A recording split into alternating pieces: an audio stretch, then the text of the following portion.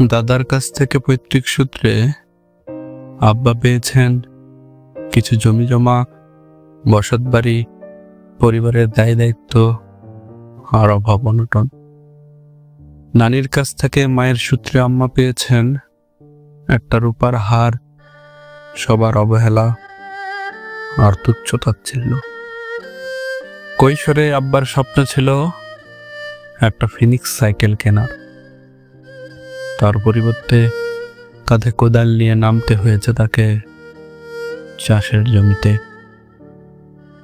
আম্মার পুতুল খেলা আর ফড়িং ধরার বয়সে শাড়ির আঁচলে বাঁধতে হয়েছে সংসারের চাবি। আমি তাদের দুজনেরই যৌথ আক্ষেপ ও দুঃখ পেয়েছি উত্তরাধিকার সূত্রে।